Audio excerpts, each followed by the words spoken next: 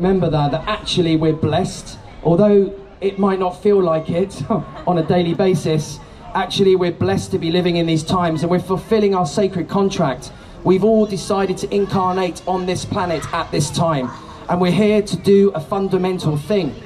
And as I said earlier, there are some of us that are here to lead, and there are others that are here to awaken, and there are others that are bringing information to the fray.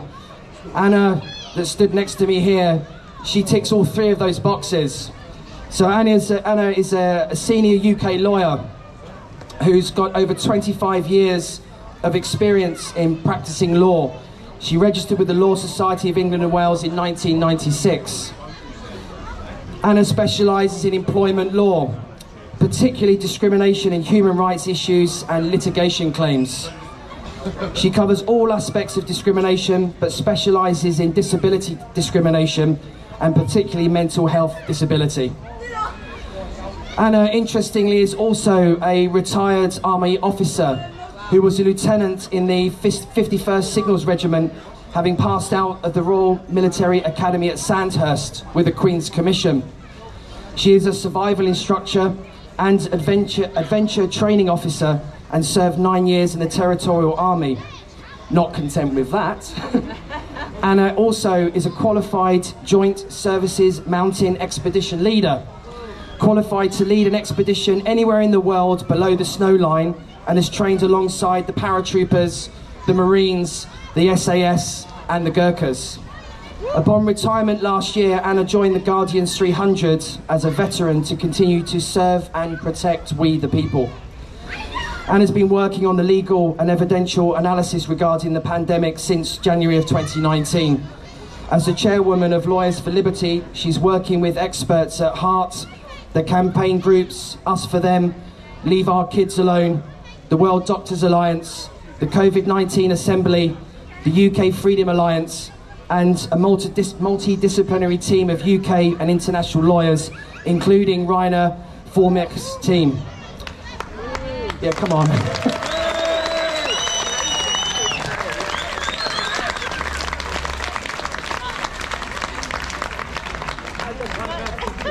She also raises a family. You've got three beautiful children, and she raises that family as well. And Anna's here today to talk about you are a sovereign being. It's time to start empowering yourself.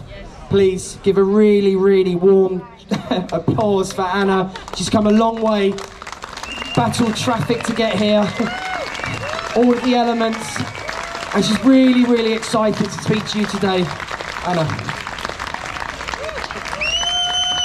Thank you so much, Matthew. That was a lovely introduction. Thank you. And thank you all of you for coming. I really, really appreciate you coming. And I really appreciate you giving me the time to speak out about what's happening. And I know you're all very, very upset and very distressed, and who wouldn't be, given that all of our freedoms are being taken away left, right and centre, given that we know we're being lied to, given we know that people are dying and are being harmed every single day, knowing that the restrictions are coming down on us like a big dark boot stamping on our face, George Orwell style.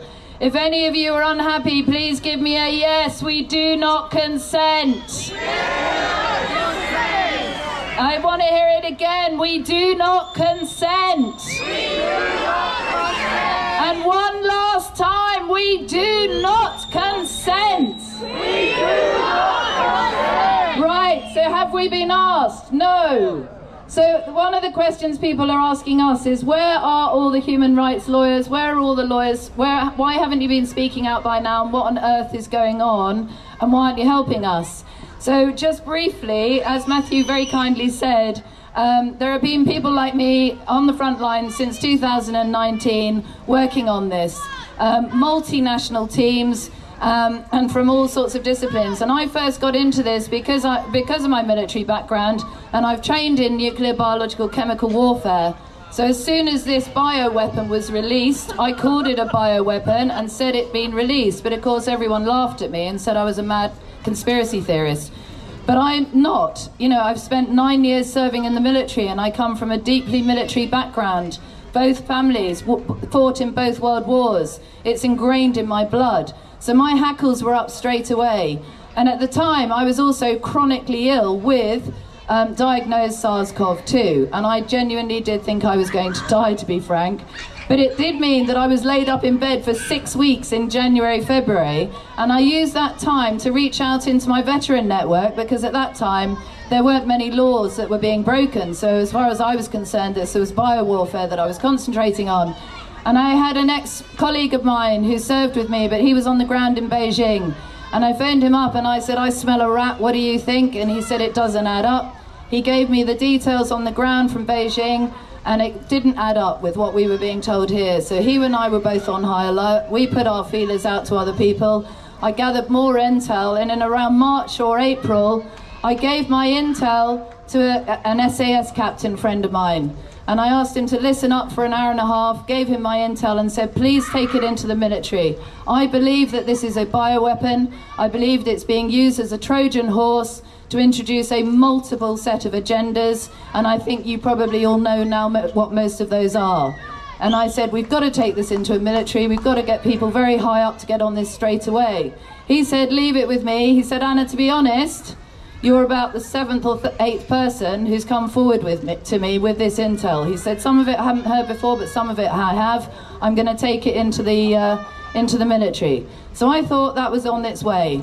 In the meantime, of course, we have the Coronavirus Act, and I immediately looked at that and thought that is wholly unlawful on so many levels. I did my own analysis, and then I heard Lord Sumption speaking out, and lo and behold, he was saying the same as me. And then I heard Francis Hoare speaking out, and then I heard more lawyers saying, hang on, this is all completely unlawful. So we started reaching out together about June, July last year, and started working together. And initially, our reaction was, we will take the Coronavirus Act to a judicial review, because if we can prove that the Coronavirus Act itself is unlawful and it's ultra-virus, which means they don't have the power to pass that act, then the whole thing goes away. So we put all of our eggs in that basket, worked for months and months and months on the judicial review, finally had the hearing, and as you know, the judge danced on a pinhead. You know, Francis Hoare handed that judgment down to me within an hour. I was reading it, and within 20 minutes I had to put it down, make a cup of tea, phone up Francis Hoare and said, I am absolutely disgusted.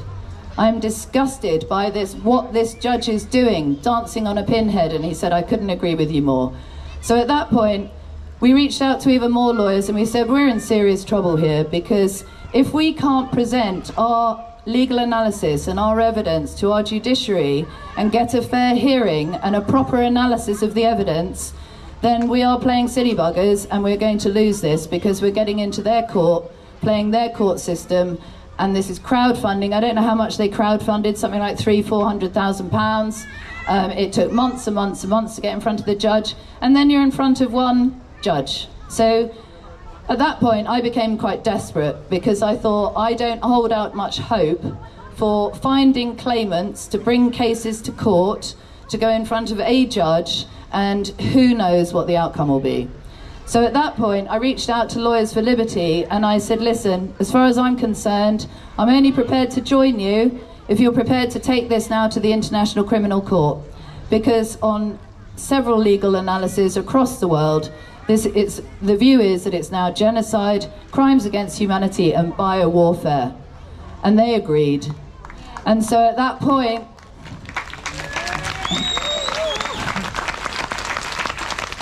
and I'm sorry to say that, you know, it's a really, really horrible message to stand up here and deliver to people.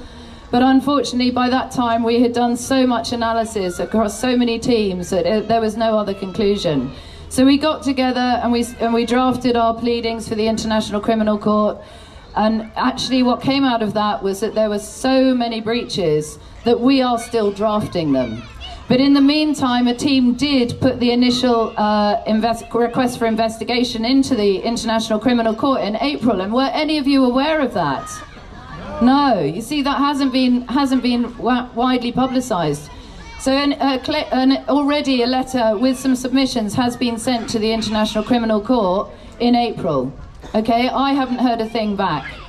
In the beginning of January, a whole group of us from Britain and across the world submitted 39 pages of letter and evidence to the 5 intelligence agencies, the FBI, the CIA, MI5, the Australian and the Canadian intelligence agencies, and we said, please will you investigate on behalf of us senior lawyers and senior medics in many countries. We consider these crimes are being committed, please investigate. Again, I haven't heard back. So 2 weeks ago, I got to the point where I thought, do you know what? They're now going after the children. That includes my children. I'm a mother bear, first and foremost. I've got 3 adult children, and I've spent a year and a half trying to help them understand what's going on. But their friends haven't been so fortunate, and I already know 2 or 3 of them who have trotted off unaware of what they were about to do to themselves. And then I got more evidence from my local community, more children of 16, 17, 18, some of them younger, terrified because they know they're about to be jabbed. Their parents are losing jobs. You know, they're looking at not being able to pay their mortgage. Their parents are being threatened with, you know, unless you mask up, get tested, get jabbed, you're going to be losing your job. Things are getting desperate at every community, and I'm sure you feel the same here. So I took matters into my own hands. I asked for a local community of parents to meet me at the vaccine clinic 2 weeks ago, and I said, we're going to go there. We've already got evidence that the informed consent process generally across the country is not being obtained from people. People are not being warned that they might die. They're not being warned of serious harm, and people are just willy-nilly injecting people and walking away. And as we know, the latest yellow card figures say it's about circa 1,500 deaths and 1 million serious adverse events, and we know that's only 1 to 10% of what should be being reported. So this is devastation, which is why we're calling it genocide. And when you look at the fact that people are being lied to, they're being misled,